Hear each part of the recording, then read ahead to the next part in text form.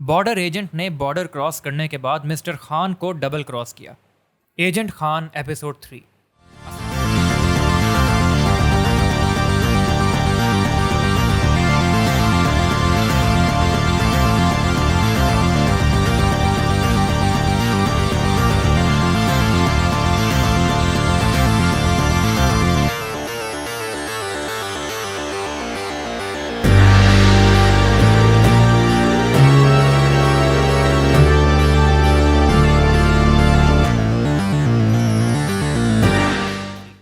अस्सलामुअलैकुम नाजरीन, जैसा कि आपने देखा कि किस तरह मिस्टर खान ने बॉर्डर की जानिब अपना सफ़र कर्नल के साथ शुरू किया और कहानी दिलचस्प मोड़ तक आने लगी। इससे पहले नाजरीन, अगर आपने इस सीरीज़ के पहले पार्ट नहीं देखे तो अभी जाएं और कहानी को अच्छे से समझने के लिए पहले पार्ट देखें। अब चलते हैं पार्ट 3 की जानिब। नाजरीन, जीप पिकेट से तकरीबन आधा मील दूर ही रोक कर सूबेदार नीचे उतर आया और उसने मिस्टर खान को वहीं बैठे रहने का इशारा किया।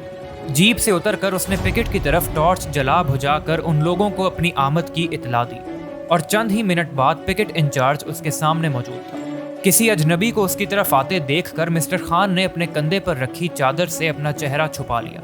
उसे बताया गया था कि रेंजर्स को अपनी जान हथेली पर रखकर मुल्क की खिदमत के लिए सरहद अबूर करने वाले एजेंट से उनको गायबाना इश्क होता है और वो अपने किसी भी एजेंट की शक्ल नहीं भूलते और एजेंट से मिलना इज्जत जानते हैं। उसकी शख्सियत को पोशीदा रखने के लिए उसके इंस्ट्रक्टर ने इंतहाई एहतियाती तदाबीर इख्तियार की थी और यही वजह थी कि पिकेट पर नहीं गया था। पिकेट इंचार्ज अपने अकीदतमंदाना जज्बात पर काबू ना रख सका और वो तमाम एहतियातें बलाए ताक रखकर चलता हुआ जीप तक आ गया। मिस्टर खान ने अपना चेहरा नंगा किए बगैर अपना हाथ बाहर मुसाफत के लिए निकाल दिया। पिकेट इंचार्ज ने अपने दोनों हाथों से सलाम किया और दोनों हाथों को गर्मजोशी से दबाया और कहा, तुम जो कोई भी हो बेटे, इस मुल्क की आंखें हो, खुदा इन आंखों की हिफाजत करे। मेरी खुशकिस्मती है कि तुम लोगों के साथ सरहद तक चलने का एजाज़ आज मुझे मिल रहा है। अल्लाह तुम्हें अपने अमान में रखे। वो मिस्टर खान का हाथ छोड़कर उल्टे कदमों पीछे मुड़ गया और मिस्टर खान ने शुक्रिया अदा किया। पिछली सीट पर बैठा नत्था सिंह माहौल से बेहद बेनयाज दिखाई दे रहा था। उसने भी मिस्टर खान की तरह अपना चेहरा छुपा रखा था। सूबेदार ने उसके पास पहुंचकर सरगोशी की, बाहर आओ बच्चे।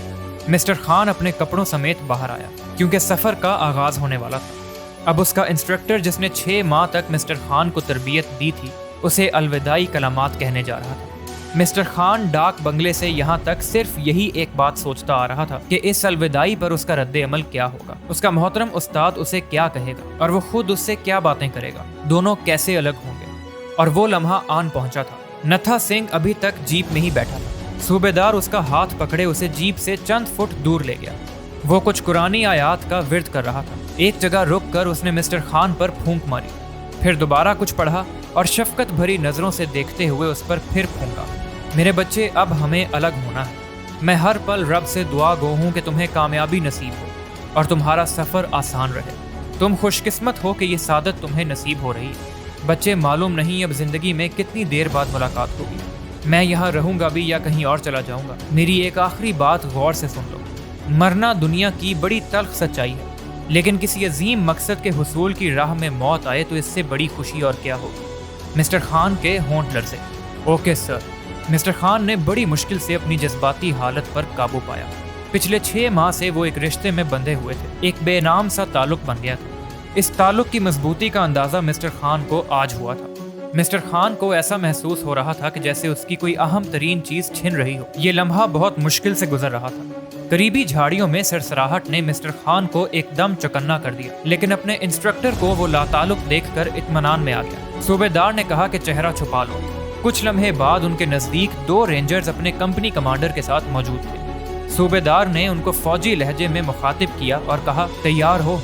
सूबेदार मिस्टर खान को जीप के पास ले गए और नत्था सिंह को उन्होंने बाहर आने को कहा और अपनी जेब से विक्स की डब्बी निकाली और एक गोली उन्होंने मिस्टर खान के मुंह में डाल दी और कुछ गोलियां उसकी जेब में डाल दी और बोले, नत्था जी, बच्चे को फूलों पर चलाकर ले जाना। उनका लहजा जज्बाती हो रहा था। सूबेदार आखिरी लम्हे तक मिस्टर खान पर नजर रखे हुए थे। रेंजर्स अब उनके नजदीक आ गए थे। सूबेदार ने हाथ पर बंधी घड़ी के डायल पर नजर डाली और मिस्टर खान को अपने सीने से लगा लिया।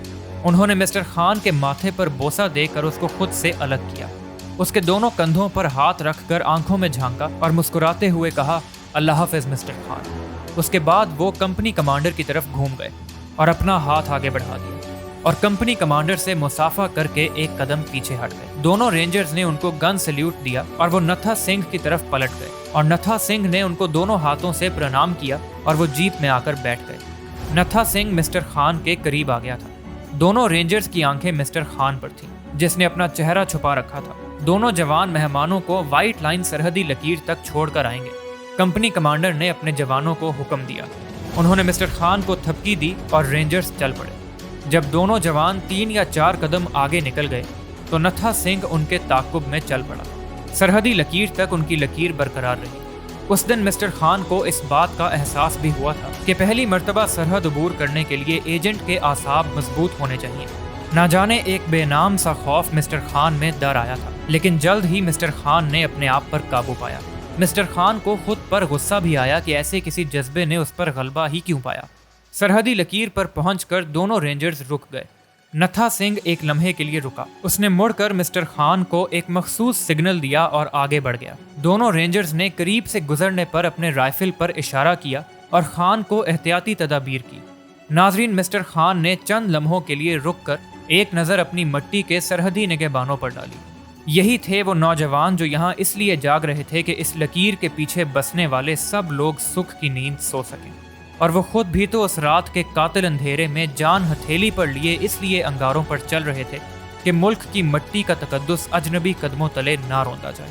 اس نے ایک جھٹکے سے ہاتھ اونچا کر کے دونوں محافظوں کو سلام کیا اور نتھا سنگھ کے تعاقب میں آگے بڑھ گیا۔ دونوں سرحدی نگہبان وہیں زمین پر بیٹھے ان کو جاتے دیکھتے رہے جب تک اندھیرے نے ان کو دامن میں سمیٹ نہ لیا۔ اپنے مشن کے احساس میں اس نے بجلیاں دوڑا دی۔